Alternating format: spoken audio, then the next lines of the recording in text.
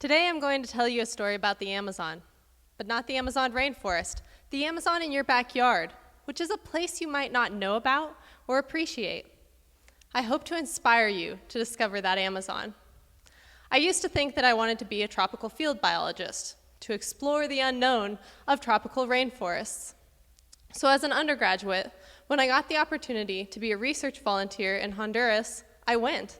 And it was wonderful, and it was amazing, and such a good experience, and I realized that I did not want to do that for the rest of my life.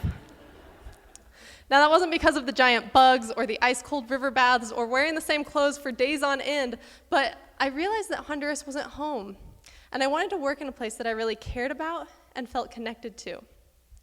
After I finished my undergraduate degree, I came to USU to study migratory water birds at Great Salt Lake. The more I learned about the wildlife that live on and in the lake, the more I realized how little we know about this ecosystem. Here's this really unique ecosystem, right next to Utah's largest population center, and yet we know so little. For example, many of the birds that come to Great Salt Lake eat brine flies, but we hardly know anything about brine flies. And some of those birds are here in the millions. For example, this cute little guy called a phalarope, but we don't have good population estimates for them.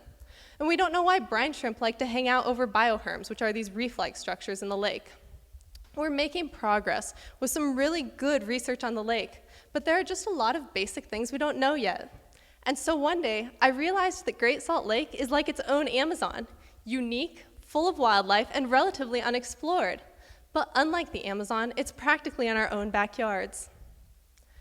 Great Salt Lake is full of amazing things to see. In October, you can drive onto Antelope Island Causeway, look into Ogden Bay, and see tens of thousands of eared grebes all at one time, eared grebes as far as the eye can see. And in the summer, you can watch flocks of phalaropes swim through the sky. And I describe them like that because they look more like a school of fish than a flock of birds as they rise and fall and dance low over the water. Now, most of you here would probably say that you care about our planet, and we should conserve our natural resources. But how do you do that in your everyday life? Maybe you only buy the tea with the little green frog on the box because you think our rainforests are important, and they are important, but they aren't the only place that's worth caring about. Right now, the amount of water in Great Salt Lake is near historic lows. We've been in a drought, and Great Salt Lake only gets the water that we don't use. Last summer, we already saw changes in the behavior of birds that rely on the lake. You see, millions of birds need Great Salt Lake to be healthy so that they can fuel up before their migrations. Half of the entire North American population of eared grebes needs to come to Great Salt Lake so they can eat enough to have a successful migration. And now maybe you're thinking, I don't really care about birds, and the Great Salt Lake doesn't affect me, but the lake does affect you. Last summer, as the lake dried up, we also saw increasing dust storms. Dust headed straight for the Wasatch Front, containing mercury and selenium. If you like to breathe, I think this is worth caring about. Now, even though Utah is one of the driest states in the US, our per capita domestic water use is twice the US average. We waste a lot of precious water in this state. But conserving water is easy. Did you know it's actually better for your lawn if you water it at night or at dawn? You can still have a nice lawn by watering only every other day and only during these cooler times of day.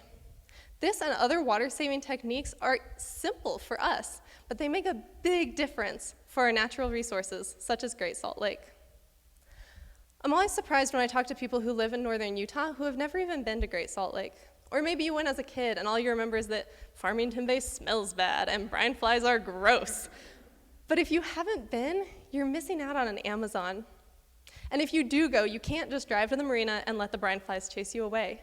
Get out and hike around Antelope Island, see the bison, join a bird watching tour, or hike down to the shore and simply float in the salty water.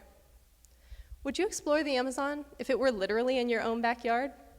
I realize that not everyone likes dirt and bugs and hot sun, but what if, with hardly any effort at all, you could experience something that's like nothing else in the world?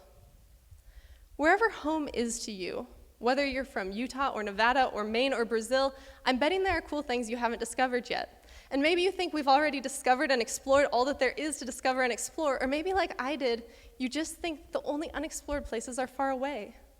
But there are special places everywhere. Wherever you are, learn about the natural resources around you. Care for those resources that are a part of your home, and explore the Amazon in your own backyard. Thank you.